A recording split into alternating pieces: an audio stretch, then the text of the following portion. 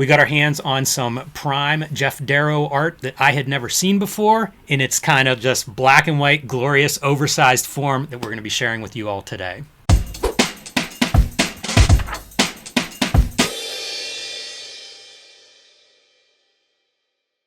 Hello and welcome to your favorite YouTube channel, Cartoonist Kayfabe. My name is Jim Rugg. I'm Ed Piskor.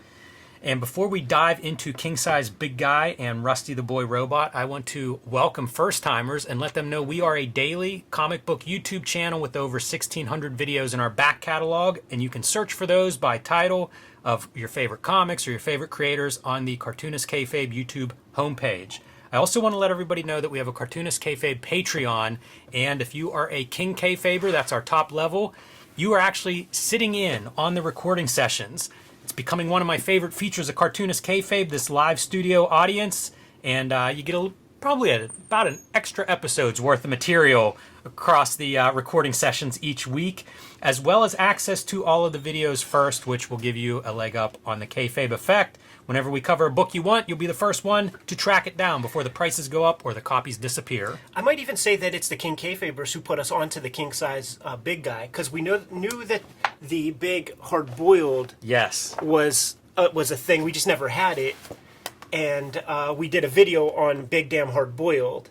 So look at that tandem, right? Yeah, what a sight. Those are two sexy books to have. Twin towers right there. So once we got our hands on that, from just a Kayfaber hooked it up, it was the King Kayfabers who were like, yo, there's a Big Guy Rusty one too. And I'm like, oh yeah, let me hop on eBay real quick. So like, we got our shit.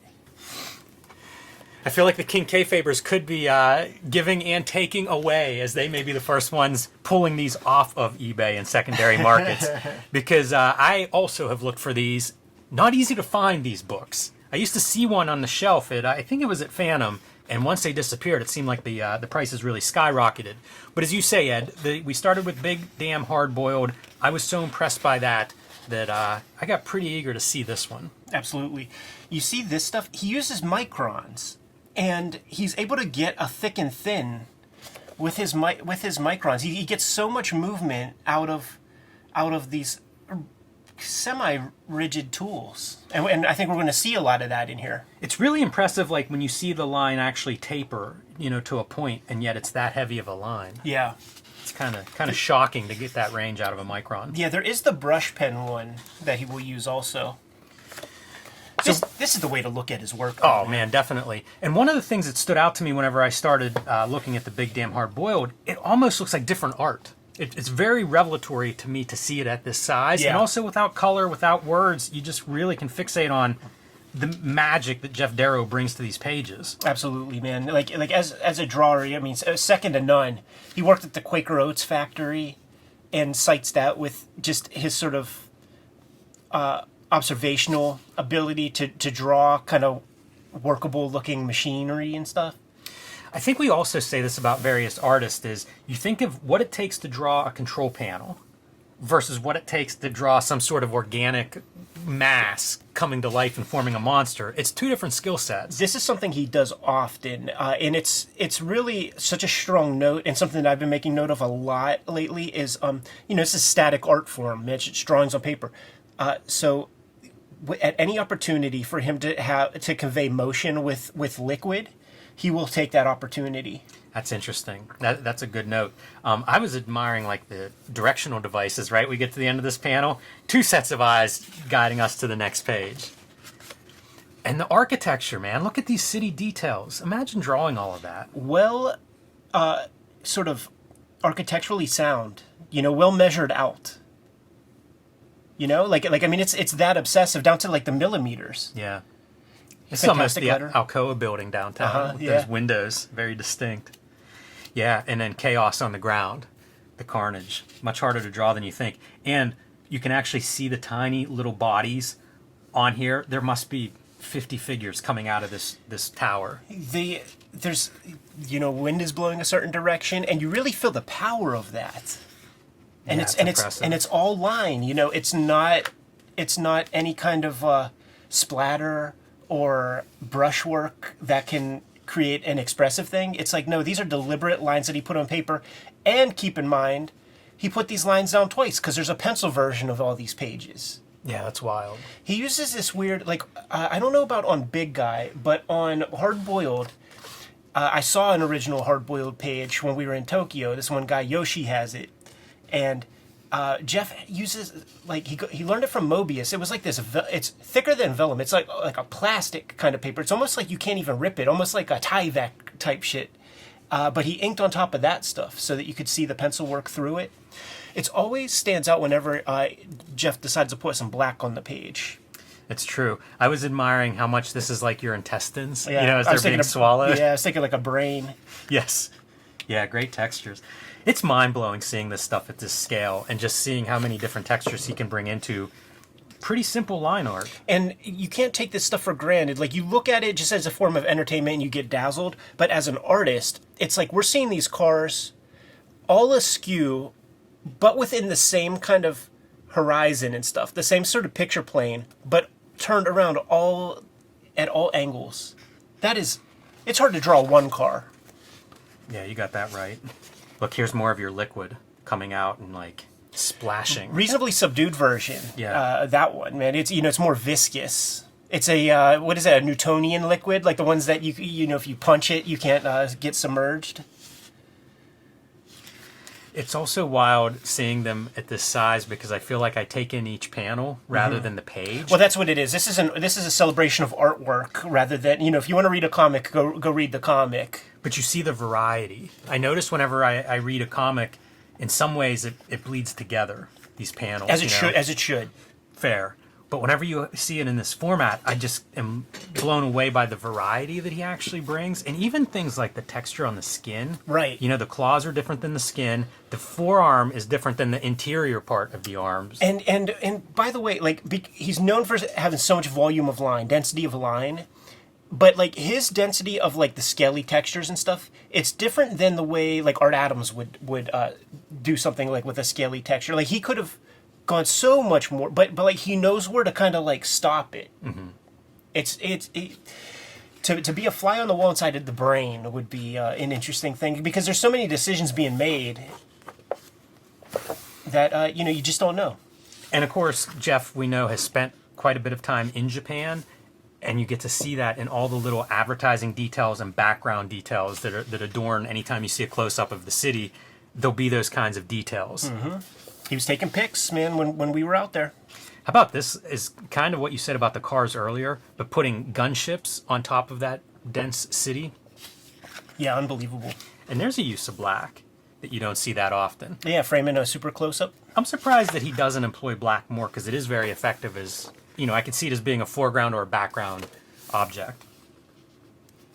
I remember when we did the review of our comic and just putting our heads super close to the thing and realize, like, no, he redraws. Like, this is not photoshopping the background. Like, he redraws each of those panels. Now, in pencil, maybe, well, I'm not going to even take that away from him because he seems like that obsessive. But in animation, you could draw it once, draw this one, and then just keep, light boxing that. But I don't know that he did that. He seems like a guy that would, like, redraw a thing all a million times. I love this kind of thing. We have helicopters blowing up and attacking. We have cars being slung around. To me, this is the kind of stuff I would try to draw as a kid. Right. Obviously, it didn't look like right. this, but it feels like you just have almost like a play set worth of action going on in that panel. Yeah, and that's how he rules, Like it's that thing where he gained the facility to be able to draw. So why not draw that fun, whimsical shit? Monsters, guns, violence, big cities. Very hard to draw something like this, a gun turret pointed at you. Right, because like makes it look easy. You get wrong any one of those pieces and you destroy the cylinder. And it's easy to destroy that cylinder. And we talked to Geof a little bit about this in one of our interviews with him. This was really done like Marvel style. So this is Geof doing the storytelling. What you see here is really him writing this. Look at him showing off too, like having a curved building. Like, you could have just been that. I've seen Eric Larson do that, but nah, man, he's going to add a little taper to it. He must rule these in pencil. Yeah, I think so. And then, because if you look close, especially at this scale, you can see that those are actually free-handed lines. Yeah, and he talked about his dad built him like a sort of apparatus for his big giant drafting table to be able to put super far off vanishing points and things. Today's video is brought to you by the comic books that we make. On the stands right now, Street Angel, Princess of Poverty, and Street Angel, Deadliest Girl Alive. Get both of these collections and you get all of Jimmy's Street Angel comics to date, including a comic that has never been published anywhere but Street Angel, Princess of Poverty, so you get some new value there. Jimmy's been self-publishing. He has True Crime Funnies 1 out there. He has the Black and White zine, and he has the 1986 zine. Coming to you in May is the trade paperback of Hulk Grand Design. The Big Treasury book, it's been out of print. You might still find one or two in your local comic shop, but if you don't, make sure you pre-order the trade paperback. Get your hands on that thing. I've been doing daily comic strips. It's called Switchblade Shorties, and this is one of those strips. It's on all our social media. I have a Webtoon account for that. I'll be doing videos on Kayfabe. It's on our Kayfabe Instagram, Twitter, Facebook. Hip Hop Family Tree Omnibus, 500 plus pages of Hip Hop Family Tree with 150 pages of additional materials out there right now. Red Room Crypto Killers comes out on, I think, like the 14th or something. It's the last round of Red Room Comics. It's the best round of Red Room Comics. You could start here and check out the rest later, or just continue the trend.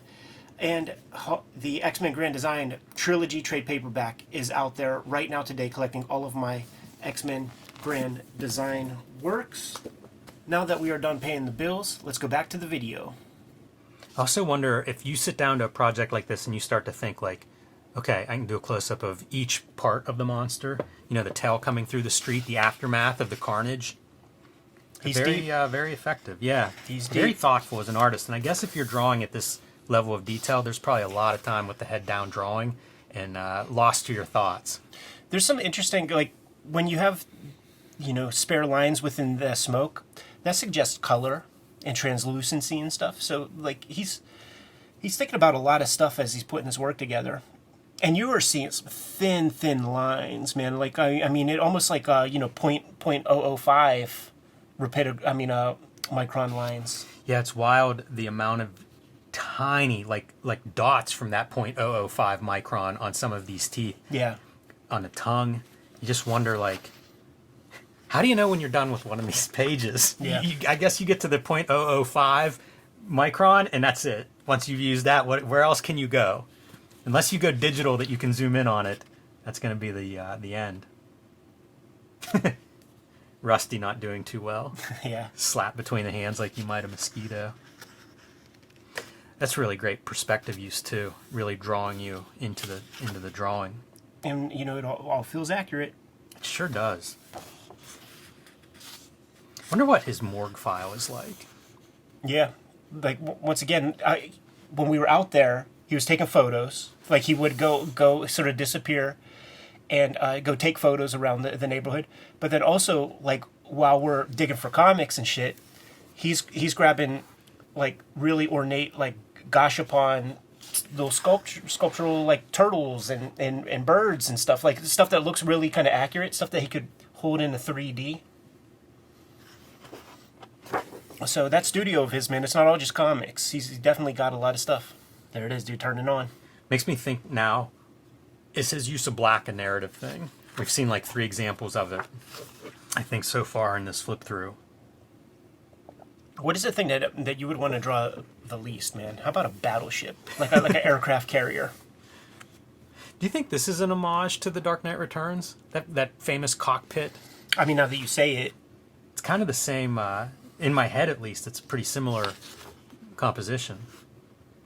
That would make sense. Working with Frank Miller, why not throw something in there like that? Yeah. This ship looks really cool too, both in profile and this way, like the cross section. And also just like the curves and all that. It's evocative of like the futurist, like 1950s Cadillacs and like that. So how do you do that? How do you create something brand new that has that vibe of, you know, the 1950s? Yeah, that's such a neat like future, that clean version.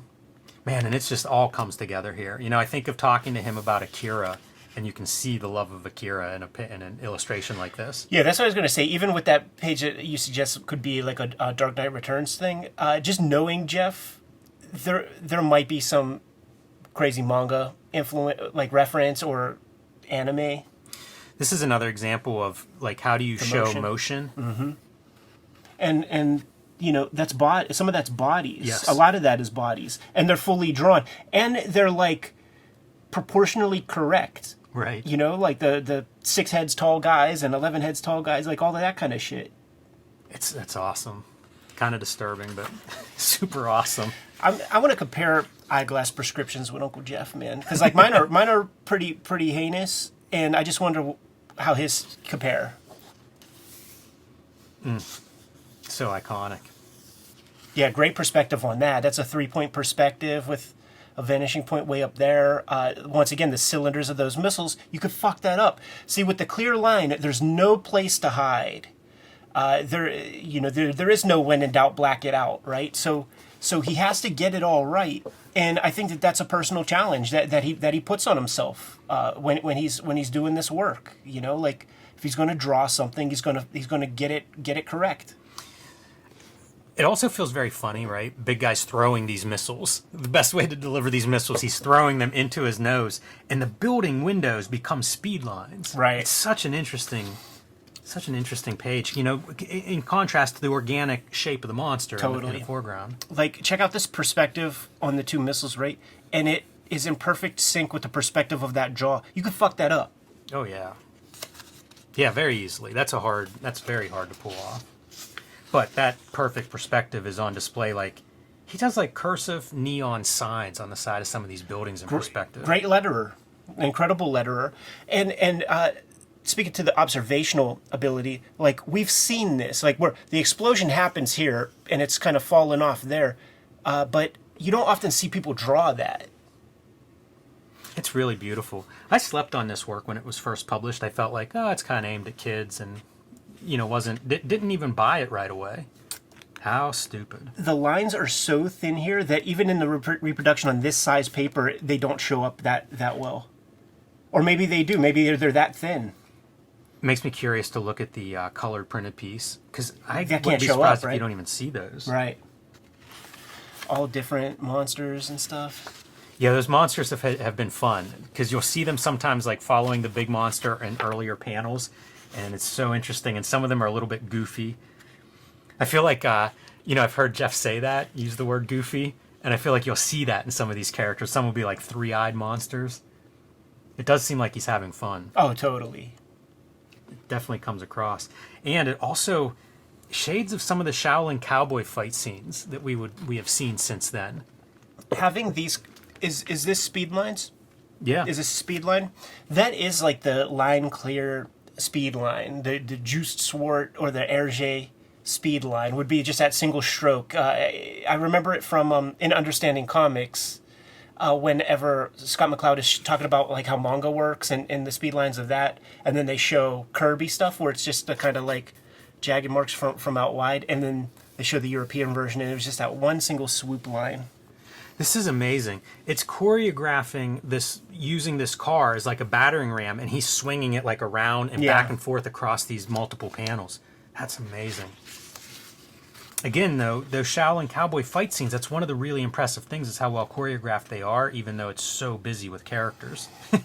I talk about, as you build your career, you got to develop the patience muscles to just get the work done, get a complete story done, finish something.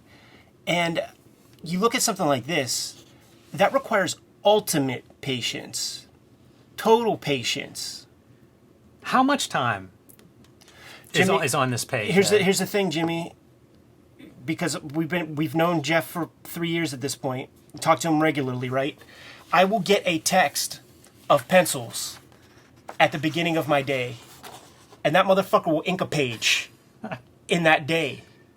So he ain't playing on the phone. You know what I mean? He's working.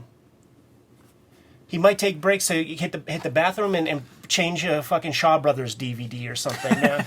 But he's sitting down and he is grinding. It's just hard to imagine. It's just, even just the glass shattering out of that window, I feel like would take me, that'd be a morning. Because he pencils that too, man. That's the part that's surprising is I've seen it, we've seen his pencils, they've done some reproduction of those pencils. There's not a shortcut. There's not a time saver somewhere. It's not like, put the X here and that means, window glass. I think they're doing a Shaolin Cowboy comic, like from the new one, that's basically to this scale, but they're going to allow the color to be in there. I think he wants to show off the art and show off the Dave Stewart colors that are like underneath the balloons and stuff. But then I think they're doing it might be a pencil book that's artist edition size of that new Shaolin. Yeah, that's a good one. Yeah, I can't wait for that. I'm sure we'll be looking at that on the channel whenever it gets here. Yeah, might even need to get a new apparatus. We'll have to go to the very top shelf. You know what? My new phone, it has that, like, you could zoom out one extra bit, and we might have to actually employ that feature. Great with scale. And there's one of these character, the neon letters in perspective. And what is that, the yen? Like, you see that on I think that might be like how much. No, it's not the yen sign, but it's like how much stuff costs.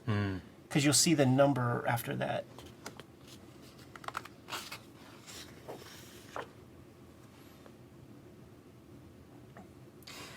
Yeah, I have such mixed feelings on whether this stuff's inspiring or discouraging looking at it. It's super inspiring, man. Like it's always, to me, the thoughts are like, how can you do more? And you know what? Even just hanging out with Geof, because like I've done 2 conventions with him where I'm like essentially table mates, and it makes me so happy to be humbled next to him, because he's got amazing masterpiece works like Hard Boiled and stuff, and to see people's response to that, and to be kind of, because like usually when we're doing our thing, it's like, yeah, we're usually the bells of the ball. So I'm just like super inspired by that dude. Yeah, going back to the mechanical stuff that you were talking about earlier, whenever you see these pages of just like the mechanical stuff, it's such a shift in terms of your head compared to like this. You know, like totally. Organic debris coming down versus like, let's see the inside of how this arm might work. Go back one just real quick, because like this is that fight where it starts here and Big Guy is literally getting tangled up in the wires, so it's making him kind of like bounce around along all those wires. That's what I'm talking about, the level of thought that he puts into this work. It always for a purpose. I feel like a book like this, it's almost like whenever they would reprint like Crazy Cat or something, and it's like, read 3 of those. You're not going to sit down and read half the book in one sitting. Right. And I kind of feel like that's the way to consume this. Like, just study this page for like 20 minutes. Right? Because again, how much time goes into the thinking of it? I feel like he starts thinking about this page somewhere around page 3. It's almost like it's living with him over the process of making this. Yeah, maybe. I always love this too, where he's using this train as like a chain, a weapon of some sort. A dog collar match. It reminds me of like almost just coming up with this concept of like, okay, wire him up to this commuter train.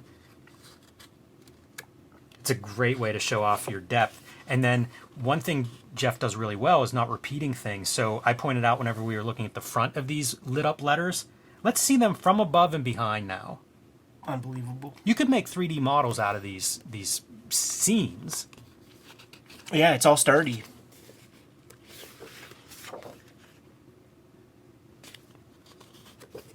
And then look at that choice though, dude. It's outer space, no black. Let the colorist handle that. I'm not gonna lie, I think that black would be killer. As like your outer space up there. I could see that really popping. Man, he looks cool there with one arm ripped off. Right. All the guts hanging out, all the wires.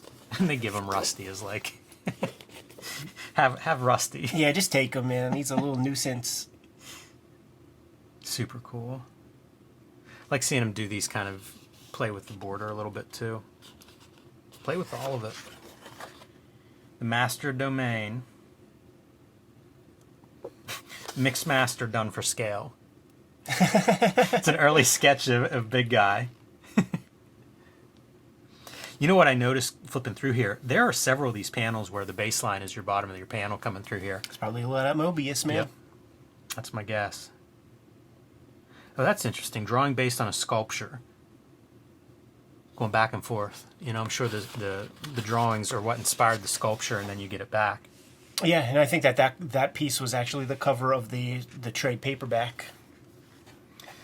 These are such cool concepts. You know, before we had artist editions or whatever, like for an editor at Dark Horse to look at Darrow's work and think, let's try this format. It's really fantastic. It's one of those, like, we often talk about Mark Chiarello as being like an editor that had some ideas of doing new types of books and showcasing artists.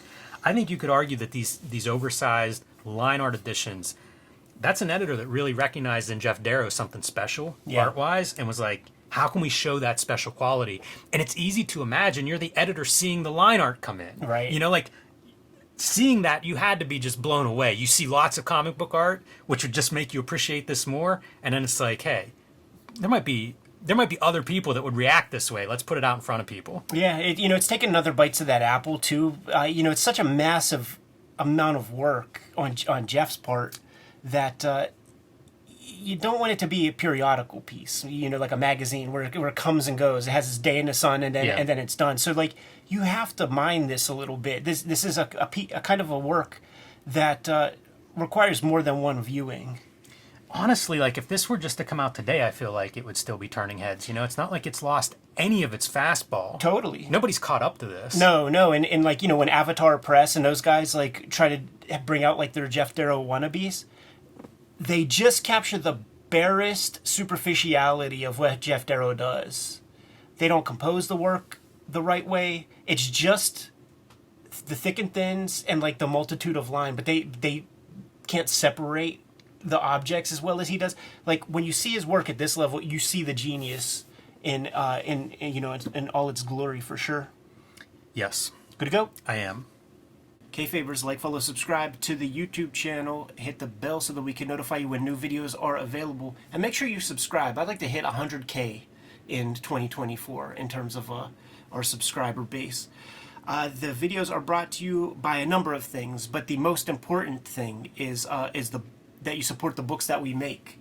Right now, I'm starting daily comic strips. It's called Switchblade Shorties, and it's getting pretty crazy. So go on any of our social media, go on my Instagram, and you'll be able to see those comics. Some of the stuff that we have out in the wild right now. Hip Hop Family Tree Omnibus. This is the collection of all of my Hip Hop Family Tree comics and extra art that I've drawn. I've drawn some exclusive pages directly for this publication. It's going quick. Like we don't have very many copies left. You guys have been supporting it in a big way. So if you're interested in it, scoop it up soon. Red Room Crypto Killers, my third trade paperback of Red Room comics, is out there within days as of this recording. Might be out on the stands right now. Support the comic. Murder on the Dark Web for fun and profit. It's like Black Mirror meets EC Comics, and each story is completely self-contained. So you don't have to have the baggage of the other ones. But if you support them all, I'll be happy. X-Men Grand Design Trilogy trade paperback is in stores now, collecting all of my X-Men Grand Design works. Some of that stuff is out of print. So this is your way to get all of my X-Men Grand Design inside of one handy-dandy, handsome collection. Jimmy, what do you have out there? Street Angel Princess of Poverty is just out from Image Comics. This collects all of the Street Angel comics that are not in Street Angel Deadliest Girl Alive, detailing the super heroic day-to-day life of the homeless ninja on a skateboard. I've also been self-publishing quite a bit with True Crime Funnies, the Black and White zine, and the 1986 zine. These are available on my website, jimrugg.com, or on my Patreon, patreon.com/jimrugg. And the Hulk Grand Design, my contribution to the Grand Design mythos. This treasury size edition that I'm very proud of, sold out. So if you can get it at your comic shop, get it, because they are harder and harder to find. But there is a trade paperback like the X-Men Trilogy Grand Design coming out in May from Marvel. You can pre-order that one right now if you missed the Hulk Grand Design Treasury. So there's some other ways to support the channel. We have a Patreon, and the King Kayfabers on the Patreon get access to all of our videos before anybody else. Mitigates the kayfabe effect. Very often we talk about some comics that are reasonably rare on the aftermarket, and they snap the comics up before anybody else has the opportunity to. There are some direct ways to support the Cartoonist Kayfabe channel, however. Jimmy, lay some of those ways out. You can subscribe to the Cartoonist Kayfabe e-newsletter at the links below this video. You can also find Cartoonist Kayfabe t-shirts, merchandise, hats, mugs, stickers, and more at our spread shop. That link is also under this video. There you have it, man. There's all the ways to support the Cartoonist Kayfabe channel directly and indirectly. Why don't you leave everybody with the final marching orders, Jimmy, and we'll be on our way. Read more comics.